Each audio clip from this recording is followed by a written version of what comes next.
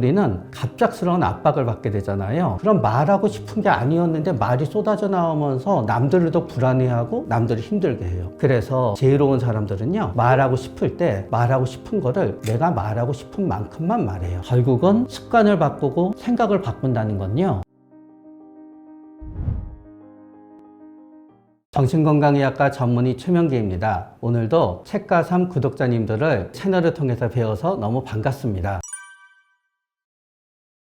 우리 책에 보면은 굉장히 좋은 말이 있어요. 그거는 뭔가 하면은 삶이라는 걸 이렇게 생각해 보는 거예요. 우리는 열차 안에 타고 있으면요, 그 열차가 모든 것처럼 느껴져요. 그 안에 타서 옮겨가기 때문에 옮겨갔다는 것도 모르지요. 그런데 열차 밖에서 바라보게 되면은요, 우리는 전체를 관조할 수 있게 되는 거예요. 처음부터 끝까지. 그래서 조용히 있고 말을 안 하는 상태에서 완전히 그분이 기존의 나의 모든 선입견을 버리고 완전히 비워진 상태에서 뭐를 바라볼 수 있다. 그러면 그거는 굉장히 위대한 거지요. 그래서 우리 저자는 그렇게 뇌를 최대한 모든 걸 배제하고 효율적으로 쓰고 있는 거를 갖다 한 걸음 물러나서 열차를 바라보는 것이라고 했지만, 모든 판단을 중지한 채로 바라보게 하는 거죠. 한 걸음 물러서서 판단 정지가 이루어지는 순간은 어떤 의미에서 우리 뇌가 모든 잡생각이 없는 상태에서 가장 효율적으로 일어나고 있는 거고, 그거는 뇌가 전혀 방해받지 않고 완전히 효율적으로 움직이고 있다는 걸 의미해요. 기차를 타고 철로가 가잖아요. 그 철로 안에서 빠르게 갈까 느리게 갈까 하면 생각하는 거지, 철로를 벗어난다는 생각을 못 하게 되는 거예요. 우리가 매일매일 일을 하고 직장을 갖다 다니면서도 느끼게 돼요. 직장을 그만두게 되면은 세상이 무너지고 그거를 패배자처럼 느끼게 되는 분들이 있어요. 생계가 이루어질 수 없어요. 또 그러세요. 왜 그렇게 되냐면 기차 타면 가야 되듯이 떠밀려 가게 되는 거예요. 그리고 기차에서 내린다는 것 자체가 일이거든요. 에너지가 없어지다가 보니까 하던 것만 하게 되는 거예요. 그러다가 보니까 그만둔다는 것 자체도 엄청난 일이 되는 거지요. 그래서 저는 그런 분들께 가능하지 않은 것부터 가능한 것까지 모든 방법을 한번 얘기해 보자고 말씀드려요. 예를 들어서 누가 나를 굉장히 괴롭혀요. 그러면 우리 한번 이 세상에서 손가락만 튕기면 없어지는 마법이 있다라고 가정하면은요, 그 사람을 없애는 것부터 찾는 것까지 모든 방법을 생각해 보자고 해요. 소리를 질러본다, 욕을 한다, 물을 주면서 침을 뱉어본다. 그렇게 모든 가능성에 대해서 얘기하다가 보면은 우리는 다른 가능성이 있네라고 생각하게 되는 수가 있지요. 그래서 한번 상상으로라도 기차에서 내리는 걸 연습해보자 그러지요. 저는 이렇게 생각해요. 모든 사람들은 최명기를 싫어할 권리가 있어요. 모든 사람들은 저를 미워할 권리도 있어요. 그래서 저는 사실 환자분들이 저한테 왔지만 저를 신뢰하지 않을 권리가 있다고 생각해요. 그런데 저를 신뢰하지 않는 분들은 결국은 이런 설명이 효과가 없어요. 저를 신뢰하는 분은 효과가 있어요. 그러나 결국은 저를 잘 신뢰하는 사람은 주위에 다른 사람도 굉장히 잘 신뢰해요. 그거를 우리는 한국말 번역이 좀 이상한데요, 순진성이라고 해요. 세상의 사람들을 믿는 거지요. 세상의 사람들을 갖다 잘 믿으면은 뒤통수 많이 맞고 불행하게 살 것 같지만요, 근본적으로 세상을 믿느냐 사람을 믿느냐가 우리의 회복력을 갖다 결정지어요. 세상에 믿을 사람 하나 없어 라고 얘기하는 분들을 보면은요, 그분들 자체도 남으로 하여금 믿을 수 없게끔 행동해요. 그래서 저는 치유가 잘 되는 분들을 보면은 믿음이 있으시더라고요. 이게 꼭 종교적인 믿음을 얘기하는 건 아니에요. 그런데 그 믿음이 결국 뭐냐? 희망인 거지요. 그래서 우리가 상담의 일반적 효과란 말이 있어요. 그거는 뭐냐 하면은요, 치료를 받고 있는 한 낫는다는 거를 포기하지 않게 된다는 부분인 거예요. 그래서 심리치료란 건 이런 거지요. 절망이라는 동굴에 갇혀 있을 때 혼자 그 동굴을 걸어갈 것이냐, 누군가랑 손잡고 걸어갈 것이냐예요. 손잡고 걸어가면 용기는 어디서 나오냐 하면은요, 옆에 사람이 살아있는 거 보니까 나도 아직 살아있네. 아무도 없고 캄캄한 데 있잖아요.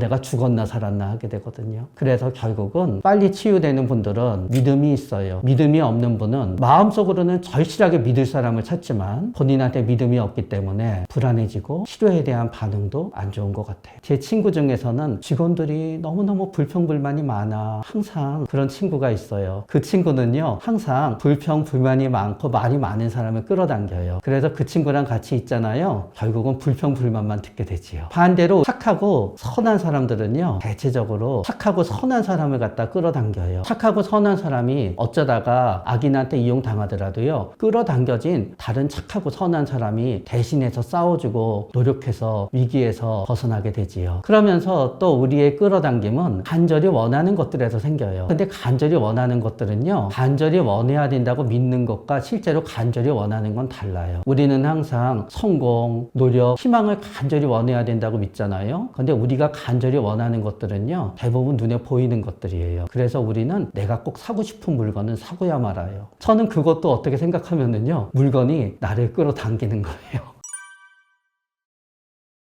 우리 책에는 그런 얘기가 나와요. 잠재의식에 우리의 의도와 목표가 새겨지게 되면은 우리의 뇌와 마음의 잠재의식이 총동원해서 목표를 향해 나아간다. 이거는 과학적으로도 어느 정도의 근거는 있어요. 왜 그러냐 하면은 우리의 기억은 전두엽에 많이 있어요. 우리가 어떤 생각을 할 때는요, 우리 많은 뇌세포들이 동시에 흥분을 해서 한마디로 전기화학 현상이 일어나는 거예요. 그게 생각이에요. 그러다가 그 전기화학 현상이 없어지잖아요. 그 생각이 없어지고 다른 생각이 옮겨가는 거예요. 결국은 뇌의 다른 부위에서 또 전기화학 현상이 일어나게 되는 거지요. 한번 뇌에서 어떤 전기화학 현상이 일어나잖아요. 그게 한번 일어났기 때문에 자극을 받으면 또 일어나게 되는 거예요. 그런데 그거에 대해서 다시 찾도록 목차를 만드는 건 어디냐? 테마예요. 테마는 언제 제일 열심히 목차를 만드냐? 잘 때 목차를 만들어요. 그래서 테마가 어떤 목차를 만드는가는 낮에 우리가 또 어떤 생각을 하면서 살았던 거랑 관계가 돼요. 하루 종일 뭔가 사고 싶은 물건을 갖다 계속 찾으면서 지내요. 그러면은 그분은 내가 지혜롭기 위해서 읽은 책이 밤사이에 목차가 만들어지기를 원하겠지만요, 결국은 그분의 목차는 그분이 사고 싶은 물건만 계속 목차가 만들어져요. 그래서 내가 진정 원하는 것이 나의 삶을 진짜 지배하게 되고, 그것이 내가 생각하지 않는 잠재의식 상에서도 테마에서 그거를 빨리 찾도록 목차가 이루어진다 그러면은 그거는 현실화가 될 가능성이 높게 되는 거지요. 그러나 문제는 어디에서 발생하느냐, 그게 나의 의지와 관계가 없다는 거예요. 결국은 나의 현실화는 내가 뭐가 되고 싶어, 뭐를 해야 되겠어라는 나의 의식상의 의지가 만드는 게 아니라요, 나의 그냥 살아가는 삶 자체가 만들어가는 거예요. 옛날에 우리가 1970년대에 되게 힘들게 살았어요. 진짜 적은 월급을 갖고 생활하고 집을 장만하고 아이를 키우는 걸 보면서요, 영국이든가 미국의 경제학자가 이게 그 월급에서 가능한가를 한번 계산해 봤대요. 불가능하더래요. 그러나 살더래요. 결국은 뭐냐? 내가 가난에서 벗어나겠다는 현실화가 작용하게 된 거지요. 그럼 결국 어떻게 되냐 하면은요, 여러분들이 지금 원하고 있는 거는 역설적으로 여러분들이 가장 많이 시각화하고 있는 게 원하는 게 돼요. 잠재의식에 뭔가를 실어서 실현하게 되려고 하면은요, 그게 여러분들이 원한다고 믿고 있는 거여서는 안 돼요. 여러분들이 진정 원하는 거여야 되는 거예요. 잠재의식을 활용하기 위해서는 내가 진짜 무엇을 원하는지가 명확해져야 돼요. 그리고 나서 그게 뇌에 자꾸 시각화가 돼야 되지. 그러면서 우리는 다른 어떤 선택을 갖다 내가 억지로 현실화하고 그거를 내가 살면서 자꾸 떠올려서 잠재의식에 넣으려고 해도요, 그게 내가 진정 원하는 게 아니면 잠재의식은 그거를 튕겨내요. 그래서 진짜 중요한 건, 나의 잠재의식도 수용할 정도로 간절히 원하는 거는 내가 간절히 원한다고 생각하는 거랑 다르다는 거예요. 그러나 그게 서로 만나게 됐을 때 우리의 삶에는 놀라움이 일어나게 되지요. 그러나 그게 억지로 이루어지는 건 아닌 거예요. 저자도 얘기하고 있어요. 이 저자가 엄청난 부자가 됐었어요. 그래서 이 저자는 그때까지 자기의 현실화가 성공하고 있다고 생각했대요. 그런데 몰락했어요. 그리고 나서 알게 된 거예요. 이 저자도 내가 진정 현실화하고 싶었던 거랑 현실화하고자 믿었던 건 다르다는 거를. 그래서 우리 저자는 굉장히 중요한 얘기를 하고 있어요. 나의 잠재의식에서 일치하는 거를 내가 찾아내서 진정 원하고 시각화하더라도 바뀌기 어려운 이유가 있대요. 그게 뭐냐? 내면의 비판자 때문에 그래요. 저는 그거를 행복 알레르기라는 말로 표현하고는 해요. 이런 사람이 있는 거예요. 남편이 되게 사업이 안 돼서 힘들었어요. 근데 아내분은 우울증 약도 먹고 이것도 괜찮아 라고 만족스럽게 사니까 시어머니가 넌 뭐가 좋다고 그렇게 낄낄 웃고 다니니 해서 약을 끊은 분도 있어요. 그리고 다시 좀 불행해지시니까 차라리 마음이 편하더래요. 진짜 내가 원하는 거를 만나고 진짜 내가 원하는 게 잠재의식에 탑재가 되고 그게 또 진짜 내가 잘하는 거다 그러면은 현실화될 수도 있지만, 바로 거기에서 우리의 덜미를 잡게 되는 건요, 나는 행복할 권리가 없어, 나는 현재가 힘들기 때문에 이렇게 힘든데 행복해서는 안 되지 하는 게 사실은 우리의 발목을 잡는 것 같아요. 그래서 실제로 이런 분도 있는 거예요. 오늘 하루 종일 유튜브 보면서 6시간 재밌게 살았거든요. 그러나 누가 오늘 어땠니? 물어보면은 나는 뭐가 안 됐기 때문에 오늘 되게 힘들었지 라고 얘기하게 되는 경우도 있는 거지요.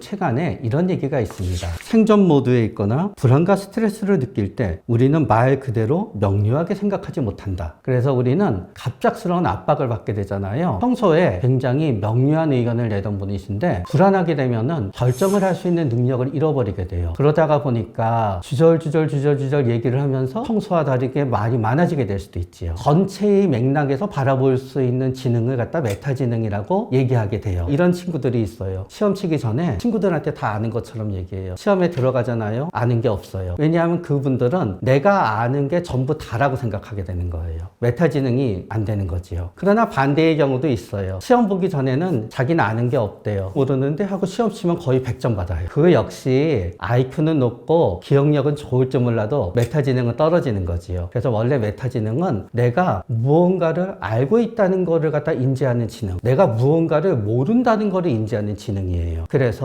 지혜로운 사람들은요, 말하고 싶을 때 말하고 싶은 거를 내가 말하고 싶은 만큼만 말해요. 불안하다 그래서 우리 얘기하다가 보잖아요. 그럼 말하고 싶은 게 아니었는데 말이 쏟아져 나오면서 남들을 더 불안해하고 남들을 힘들게 해요. 왜 그러느냐? 결국은 모든 일이 현재 위치한 가치보다 더 좋거나 더 나쁘거나 더 위험하거나 더 별거 아니라고 생각하기 때문에 그렇게 되는 거지요. 결국은 우리가 불안과 스트레스를 느낄 때 명료하게 생각하지 못한다는 거는 불안과 스트레스가 없을수록 명료하게 생각할 수 있다는 거지요. 그거는 뭐냐 하게 되면은 내가 나한테 필요한 만큼만 생각한다는 거예요. 만약에 누군가랑 어느 갈등이 있고 고민이 있는데 내가 더 고민해봤자 뭔가 더 나아질 게 없을 때 그 생각을 멈출 수 있다는 게 지혜로운 거고 강한 거지요. 그게 안 될 때는 어떻게 되느냐? 결국은 그게 강박적 걱정이 되고 확인이 돼야 되는 거지요. 이 책에 보면은 플로우라는 좋은 개념이 나오게 돼요. 몰입인 거지요. 내가 뭔가에 몰두하기 때문에 옆에서 얘기를 해도 귀에 잘 안 들어와요. 그러다가 보니까 말이 적어지는 거예요. 여러분 게임하실 때 게임에 몰입하잖아요. 엄마가 옆에 와서 뭐라고 얘기하면은 귀에 들어오지가 않아요. 그러나 메타지능이 뛰어난 분들이 얘기를 갖다 안 하게 되는 경우는 또 다른 이유도 있어요. 사실은 메타지능이란 건 뭐지요? 내가 아는 것과 모르는 것이 뭔지를 아는 거예요. 그거는 과거에 있어서도 적용되지요. 내가 얘기한 것 중에 틀린 거를 기억할 수 있다는 거예요. 그래서 인생을 오래 살고 지혜로워질수록요, 자신이 틀린 거를 더 많이 기억하게 되고요, 이게 미래에 틀릴 수 있다는 걸 알기 때문에 말이 적어지게 되지요. 많은 사람들이 저한테 이제 물어봐요. 어려서 불행했던 사람은 나이가 들어서도 영향을 받아서 성격에 나쁜 영향을 주나요? 그건 저는 대답해요. 성격에 나쁜 영향을 주느냐 안 보다 더 중요한 건요, 불행한 과거가 현재 기억난다는 거예요 라고 말씀드려요. 근데 이거는 결국은 과거의 불행은 나의 현재를 어떻게 판단할 것인지의 기준선이 되거든요. 그래서 이런 거지요. 어떤 학생이 있어요. 진짜 심한 ADHD였어요. 어려서 팡팡 뜨고 막 다녔어요. 근데 이분의 부모는 너무 착해요. 다 받아줬어요. ADHD 때 방방 뜨는 높은 활동성 과잉 행동은 중학교 2학년쯤 되면 줄어들거든요. 그래서 중학교 2학년쯤 됐을 때 그때부터 앉아서 공부했어요. 좋은 성적 얻었어요. 그럼 이분은 나의 과잉 행동이 줄어들었다는 거에 대해서 어떻게 판단하냐 하면은요, 난 그때부터 공부 열심히 하느라고 침착해졌어요 라고 본인을 판단해요. 근데 어떤 분이 있어요. 어렸을 때 너무너무 활발했어요. 그런데 중학교 딱 들어갈 때쯤에서 부모님이 엄청 싸우고 이혼했어요. 아이는 이제 구해줄 반쪽 부모가 없으니까 지옥에 빠지는 거죠. 그러면서 본인이 과잉 행동이 줄어들었어요. 그러면 어떻게 생각하냐 하면은요, 저 부모님이 이혼하고 힘들어지면서 자존감이 낮아져서 저 그때부터 대인관계가 위축이 됐지요. 다시 옛날처럼 활발해지고 싶어요 라고 얘기해요. 반대에 아까 공부 잘했던 사람은 어떻게 하느냐? 전 그냥 지금이 좋아요 라고 얘기하게 되는 거예요. 과잉 행동이 줄어들어서 자리에 앉아 있을 수 있게 되고 내가 오래 버틸 수 있게 되었다. 힘든 상황에 처했을 때 우리는 어떤 생각을 하게 되냐 하면은요, 이 상황이 바뀌지 않는 한 좋아지지 않을 거란 생각을 해요. 그래서 많은 분들은 정신건강의학과에서 우울증 약을 먹고 우울증을 치료하게 되면은 똑같은 상황이 다르게 보이게 된다는 거를 많은 분들은 믿지 않아요. 그러나 제가 이렇게 진료를 하잖아요. 약을 먹게 되잖아요. 그런 다음에 그분이 버틸 수 있는 힘이 생기잖아요. 그러면 여태까지 안 보이던 해결 방법이 바뀌면서 상황이 변하더라고요. 결국은 상황이 변하게 된다는 거, 나의 자기 주도성을 찾는 거지요. 물론 우리의 상황은요, 아무리 자기 주도성을 찾고 해도 바뀌지 않는 순간이 있게 마련이에요. 가장 중요한 건 뭔가 하면은 내가 내 주도로 이만큼을 바꿀 수 있건 이만큼을 바꿀 수 있건 이만큼을 바꿀 수 있건 요만큼을 바꿀 수 있든지 간에 내가 이 상황에 변화를 일으킬 수 있는 가능성이 0인 거는 없다는 있다는 것만 믿으면 되는 거예요. 그래서 우리가 믿는 거로 생각이 바뀌게 되잖아요. 그러면은 빈틈이 보이기도 하는 거지요.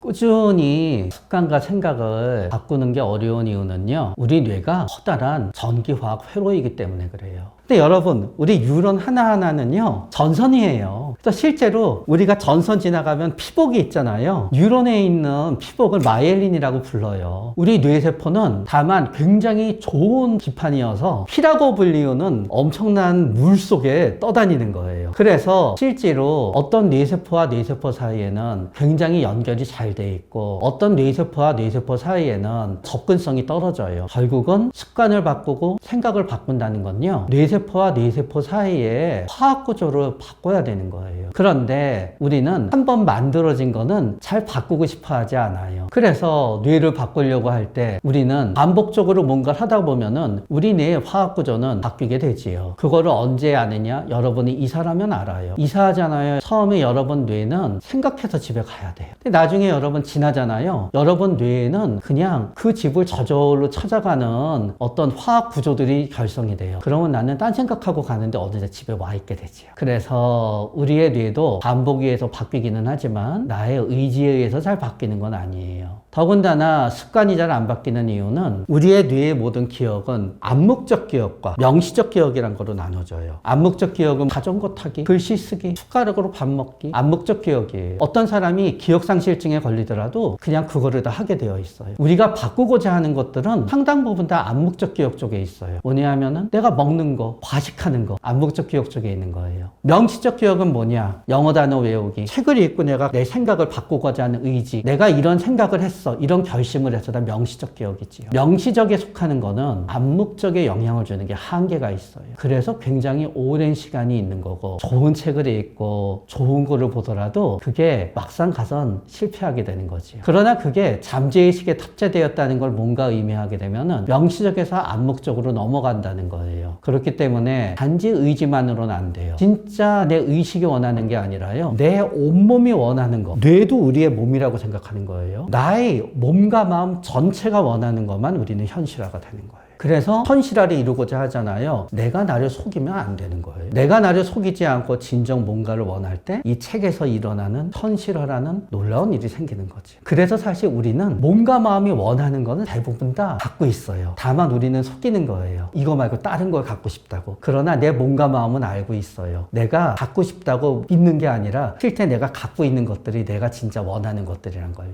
우리 이 책에서 나온 6단계 프로그램. 1번 준비, 마음의 마법. 1단계 마음에 집중하는 힘. 2단계 진정으로 믿는 것을 분명히 확인. 3단계 마음속 장애물 제거. 4단계 의도를 잠재의식 속에 심어넣기. 5단계 목표를 열정적으로 추구하기. 6단계 집착을 버리고 마술의 마음을 열기. 마무리 현실화가 이루어지게 되는 거지요. 자, 하나하나에 대해서 설명을 해볼게요. 마법 준비 단계인 거죠. 제가 이 마법이라는 거에 대한 심리적인 생각을 해보게 된 거는 어스시의 마법사라는 책이 있어요. 어스시의 마법사에는 마법이 통하던 시대에서 마법이 통하지 않는 시대로 이제 넘어가는 얘기가 나오지요. 그래서 마법은 뭐냐? 결정되어져 있지 않는 부분이 있다는 걸 믿는 거예요. 그게 마법을 받아들이는 거예요. 만약에 나의 삶이, 내가 태어난 것, 나의 현재 처한 것, 내가 살고 있는 나라, 이 지구, 이 태양계, 이 우주에서 결정이 되어 있어서 내가 자유의지라고 생각하는 것조차도 다 이미 결정되어 있는 건데 내가 자유의지라고 착각하고 있는 거다. 결국은 거기에는 빈틈이 하나도 없잖아요. 그럼 마법은 뭘까요? 거기에 항상 빈틈을 만드는 게 마법인 거예요. 그래서 결국은 준비 단계는 뭐냐? 결정되어 있지 않은 거야. 뭔가 뜻하지 않은 변화가 일어날 수 있어. 를 받아들이는 것 단계가 일단 우리가 현실화가 이루어지는 1단계인 거예요. 변할 수 있다. 결국 그거는 뭔가요? 여러분이 나쁜 쪽으로 변하고 싶진 않으시지요? 나쁜 쪽으로 변하는 거를 뭐라고 하는지 아세요? 저주라 그래요. 좋은 쪽으로 변하는 건 뭘까요? 희망이지요. 희망이란 마법을 믿는다? 그게 준비인 거예요. 1단계 마음에 집중하는 법. 사실 우리는요, 잠잘 때 빼고 나선 집중을 안 할 때가 없어요. 무슨 얘기냐? 어떤 학생이 앞에 있는 책에 집중을 안 하고 있어요. 그러나 난 머릿속 딴 생각에 집중하고 있는 거예요. 머릿속에서 오늘 아침에 하다만 게임에 내가 이거 읽지 않고 이렇게 창밖에 보고 있잖아. 난 저 창밖에 날씨에 집중하고 있는 거예요. 그렇기 때문에 사실은 그게 내가 의지하는 집중이냐 의도하지 않은 집중이냐지 우리는 잠잘 때 빼고 집중 안 할 때가 없어요. 결국은 집중이라는 건 뭔가 하게 되냐 하면은요, 어느 하나를 남겨두고 나머지를 쳐내는 거예요. 그래서 이런 이런 경우가 있는 거죠. 동시에 에어컨 소리도 들리고 자동차 소리도 들리고 앞에 사람 얘기 소리도 들리고 그랬을 때 우리는 결국은 앞에 사람 얘기에 집중하잖아요. 그러다 밖에서 크락션 2번 눌렀는지 3번 눌렀는지 기억나니? 그건 기억 못해요. 그래서 우리가 맨날 그러는 거예요. 엄마 나한테 시켰다 그래요. 내가 응이라고 대답도 했대요. 근데 난 들은 적이 없어요. 집중을 안 했기 때문에 회로를 안 넘어가진 거죠. 그래서 여러분이 마음에 집중하는 1단계를 하기 위해서는 내 마음을 제외한 나머지를 쳐내야 돼요. 그래서 여러분이 집중하기 위해서는 삶이 단순해져야 돼요. 복잡해지면 질수록 마음에 집중할 수가 없습니다. 2단계는 진정으로 믿는 거를 분명히 하는 거예요. 당연히 내가 원하는 건 전부 진정으로 믿는 거지. 그런데 그게 그렇지가 않아요. 가끔 어머님들이 중고등학교 자녀들에 대하고 이런 얘기할 때가 있어요. 우리 애는 꿈이 없어요. 그러나 우리 애들은 다 꿈이 있어요. 아이들은 알아요. 꿈 가지면 뭐예요? 수능 점수가 결정되는데. 꿈 가지면 뭐예요? 이미 2학년 2학기 내신 날라갔는데. 그러나 생각해 보세요. 과연 서울대에 간다, 의대에 가고 싶다. 그게 진정 내가 원하는 걸까? 나는 그거를 경험해 보지 않았는데 그게 좋은지 나쁜지 내가 어떻게 알아요? 그래서 저는 졸업할 때쯤 돼서 이렇게 얘기하는 사람도 봤어요. 의대 졸업할 때. 나는 의사가 되고 싶었던 게 아니라 의대생으로 살고 싶었던 거야. 결국 뭐냐? 우리가 진정으로 내가 원하는 것, 진정으로 믿는 것들의 대부분은 남들이 하는 꿈을 나도 좇는 경우가 있어요. 그런 경우에는 현실화가 잘 안 돼요. 그래서 저는 영끌로 집을 사는 현실화가 위대하다고 생각해요. 결과와 상관없이. 그러나 많은 경우에 우리가 몇 년 안에 몇 억을 벌겠다, 부자가 되겠다, 나는 어디 취직하겠다. 과연 그게 나의 온몸이 진정 원하는 걸까? 그렇기 때문에 2번째 단계에서 중요한 거, 진정 내가 믿는 걸 확인하기 위해서는요, 남의 꿈을 좇지 말아야 돼요. 그리고 현재 내가 이루고 있는 것들에 대해서 가치를 부여해야 돼요. 3번째 단계는 마음속의 장애물을 제거하는 거지. 마음속의 장애물은 과거, 현재, 미래가 있어요. 우리의 뇌에는 25가지 변해요. 그래서 실제로 25이 됐을 때 굉장히 침착해지고 머리가 좋아지는 사람들이 있어요. 상담을 하다가 보면요, 대화를 이해하고 듣는 거로 대충 가늠이 돼요. 그래서 제가 우리 누구누구님 진짜 머리가 좋은데요? 그러면 얘기해요. 그분이 전 머리가 안 좋아요. 왜요? 공부를 잘 못했으니까요. 그분은 머리가 이미 좋아요. 그러나 마음속에 장애물이 있는 거지요. 난 옛날에 공부를 못했으니까 머리가 나빠. 그분이 공부를 못한 건요, 머리가 나빠서가 아니에요. ADHD여서 예를 들어서 부주의가 있고 지겨운 걸 못하고 하고 싶은 게 많아서 공부를 하지 못했던 거예요. 공부를 하지 못했던 게 아니죠. 공부를 더 해도 점수가 그거 딱 나오기 때문에 아주 합리적으로 그 이상 공부 안 하기로 정한 거예요. 그러나 그분은 머리가 나는 나빠 하게 되는 건요, 마음속에 과거라는 장애물을 제거하지 못한 거예요. 또 현재라는 장애물을 제거하는 것도 마찬가지예요. 아무리 내가 나에 대해서 훌륭하게 생각하고 자존감을 올렸다 하더라도요, 집에 들어가서 부모님한테 막말 듣잖아요. 확 무너져요. 이런 경우가 있었어요. 의대 다녀요. 꽤 똑똑해요. 그런데 그 아버지가 공부는 잘 못했어요. 운이 좋아서 스카이 의대를 갔어요. 근데 그 아이들은요, 지금 이 시대에 태어나서 의대에 갔어요. 근데 그 아버지가 그러는 거예요. 집에만 가면. 결국 너 아빠가 나온 학교 의대는 못 왔구나. 결국 너 교수 못 됐지? 그러면은 그 사람이 어떻게 자신이 원하는 바를 현실화할 수 있겠어요? 현실의 방해물을 제껴야지요. 집에서 나와 살아야 돼. 미래에 대해서도 마찬가지지요. 그래서 여러분, 장애물을 제거하는 단계 무척 중요한 거예요. 4단계, 의도를 잠재의식 속에 심는 거예요. 여기에서 제일 중요한 건 뭐냐 하면, 여러분이 진정 원하는 것과 원한다고 믿는 거를 구분하십시오. 어떤 학생이 있었어요. 저는 좋은 대학 명문대 가야 돼요. 왜? 명문대 나와서 전 좋은 직장 들어가야 돼요. 왜? 좋은 직장 들어가서 돈 많이 벌어야 돼요. 왜?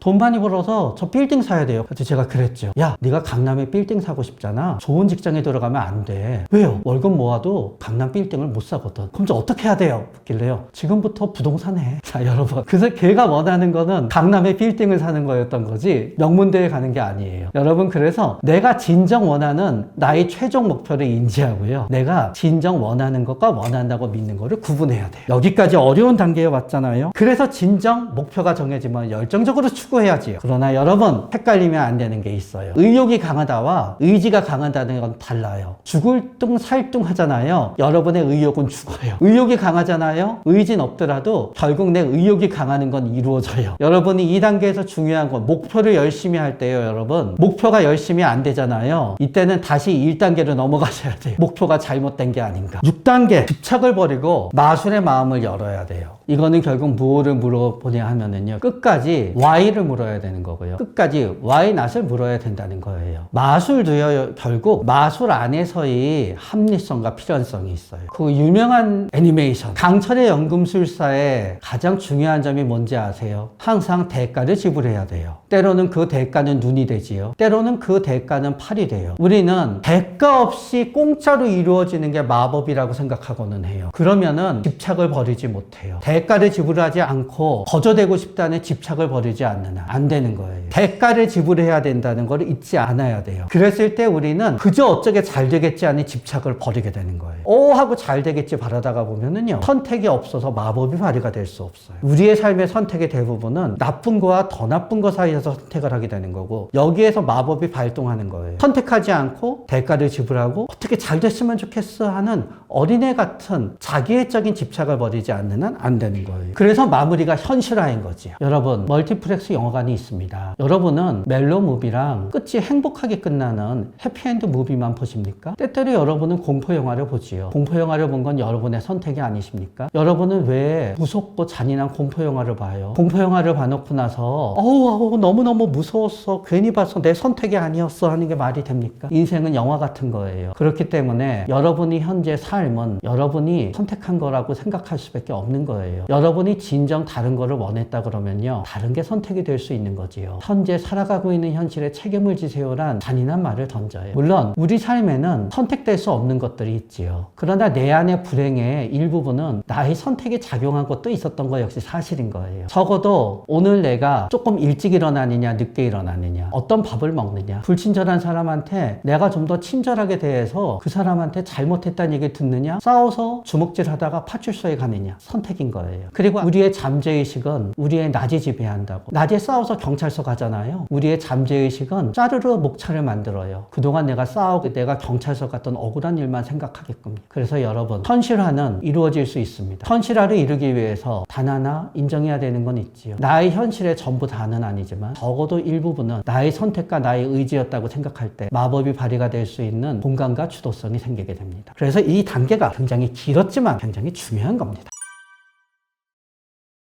사람들은 빚어서 고급 수입차, 중고차 사는 거를 갖다 뭐라 그러지요? 그러나 저는요, 중고 포르쉐 사는 분들을 진짜 위대하다고 생각합니다. 꿈을 이룬 거예요. 현실화가 된 겁니다. 여러분들 결혼식을 앞두고 내가 원하는 완벽한 체형의 몸매를 만들었다. 현실화 되신 겁니다. 영끌에서 집 사고 불안해하더라도 적어도 오늘 집을 샀다. 현실화 된 거지요. 다만 우리는 내가 현실화된 것들을 갖다 굉장히 낮게 취급하고 현실화라고 하는 대단한 것들이라고 생각하는 거예요. 우리는 매일매일 현실화를 이루고 있어요. 다만 그게 현실화라는 소중한 선물이 주어졌다는 것을 알지 못할 뿐이지요. 그 작은 현실화를 인지하게 되면은 여러분의 삶은 큰 현실화로 다가서게 됩니다. 하나의 영혼이 다른 영혼으로 이어진다는 문장이 있었습니다. 우리가 누군가와 대화할 때는 의식과 의식이 대화합니다. 말로 대화하는 거지요. 의식과 무의식이 대화합니다. 이쪽은 말을 했는데 저쪽은 나도 모르게 뭔가 확 하고 느낌이 오는 거예요. 무의식이 의식으로 되기도 합니다. 마음속으로 깔보고 있었는데 갑자기 저 사람이 너나 깔보는 거야? 하면 깜짝 놀랍니다. 제일 중요한 대화, 무의식과 무의식이 대화합니다. 공명이 이루어지고 끌리는 거예요. 그래서 우리는 우연찮게 내 주위에 상상하지도 못했던 괜찮은 사람이 땡기기도 하고 상상하지도 못했던 이상한 사람이 땡기기도 합니다. 하나의 영혼이 다른 영혼과 이어진다. 저에게 진정 큰 감동을 주었고요. 그 다음 감동은 뭐냐? 내면의 심판자를 이겨내기 위해선 자기 연민이 필요하다였어요. 자기 연민, 내가 나를 사랑하기란 참 어려워요. 아니, 가진 것도 없고 인물도 없고 남들이 존중해주지도 않고 내가 나를 어떻게 사랑합니까? 그러나 그럴 때 가능한 거 있지요. 가진 것도 없고 굉장히 보잘것없고 비참한 어린아이를 우리는 불쌍하게 여겨주잖아요. 내가 나를 불쌍하게 여겨주는 자기 연민이 있을 때 우리는 내면의 비판자를 잠재우고 현실화를 이루고 변할 수 있습니다.